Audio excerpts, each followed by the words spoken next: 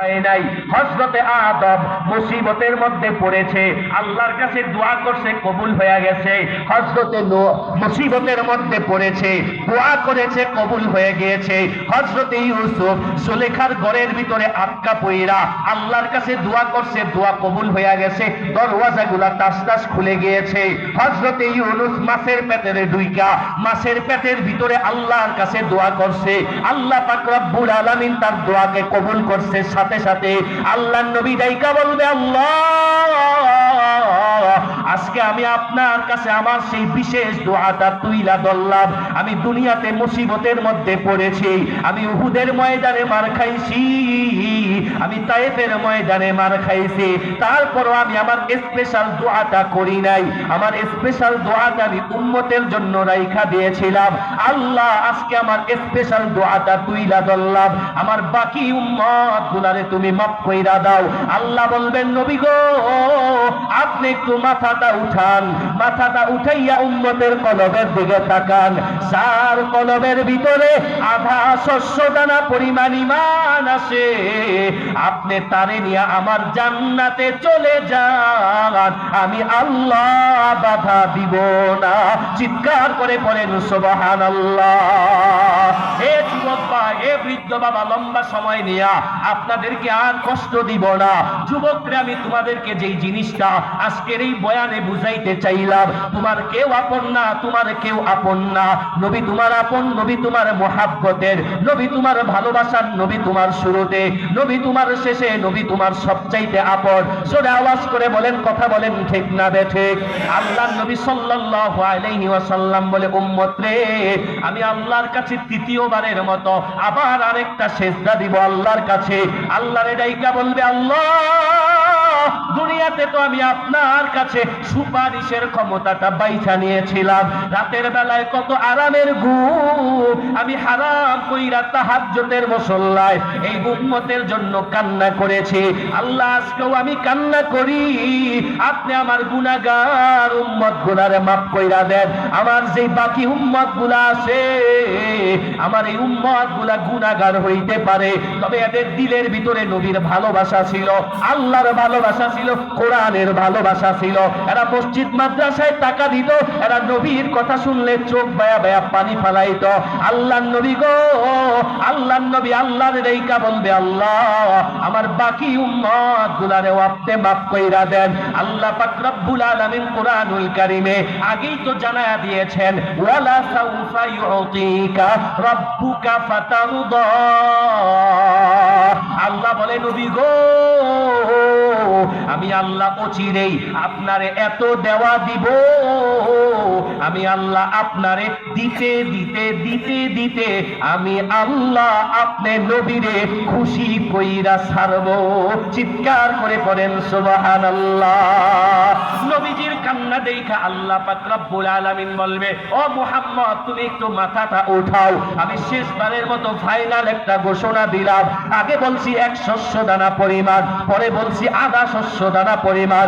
মুহাম্মদ রে তোমার উম্মত হওয়ার কারণে তাদের এত বড় ভাগ্য, আজকে আমি ফাইনাল ঘোষণা দিয়া বললাম, তোমার সেই উম্মতের কলবের ভিতরে যাররা পরিমাণ ঈমান আছে, বিন্দু পরিমাণ ঈমান নিয়া, যাররা পরিমাণ ঈমান নিয়া কেউ যদি কবরে আইসা থাকে, তুমি আজকে তারে নিয়া আমার জান্নাতে চলে যাও, আমি আল্লাহ বাধা দিব না।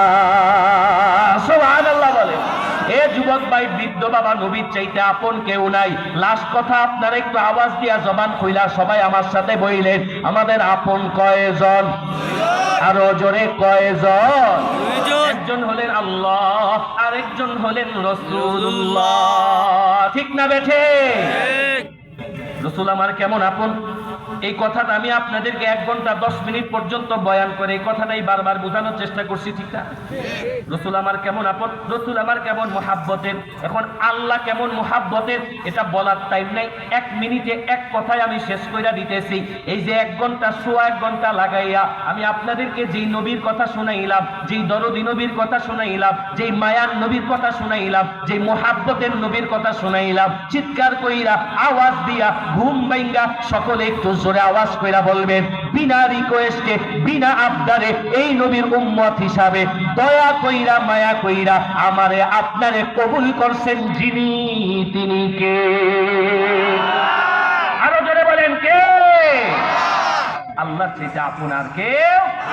আমার আপন মূলত এই দুইজনই। আল্লাহ আমার আপন, রসুল আমার আপন। আল্লাহ চাইলে আমারে কুকুর বানাইতে পারতো, পারতো কি পারতো না? জোরে বলেন। আল্লাহ চাইলে আমারে হিন্দু বৌদ্ধ বানাইতে পারতো, পারতো কি পারতো না? আল্লাহ চাইলে আমাকে কত ধরনের রোগ দিতে পারতো, একটা চোখ না কইরা দিতে পারতো, একটা হাত না দিতে পারতো, একটা কিডনি না দিতে পারতো, একটা পা না দিতে পারতো। আমার আল্লাহ সবকিছু দিচ্ছেন। সবকিছু দেওয়ার পরেও আমরা আল্লাহর এত এত এত এত নাফরমানি করি।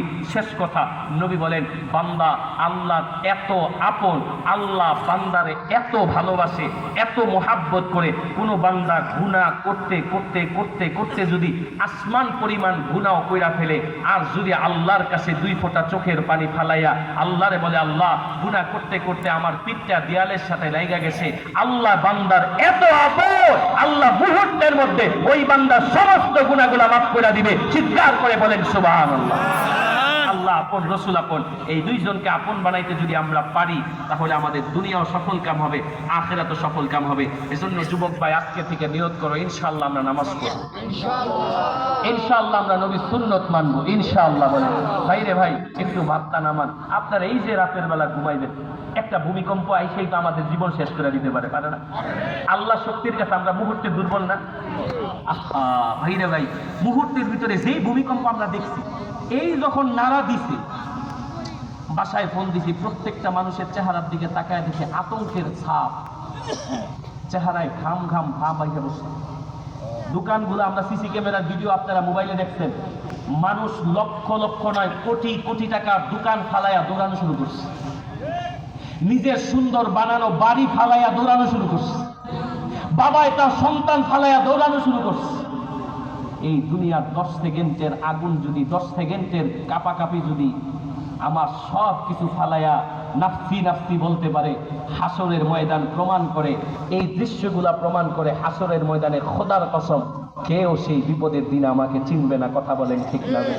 সেই বিপদের দিনে নবী আমাকে চিনবে। আর সেই নবীকে যদি আমরা আপন বানাইতে চাই, সুন্নতের বিকল্প কোনো পথ নাই।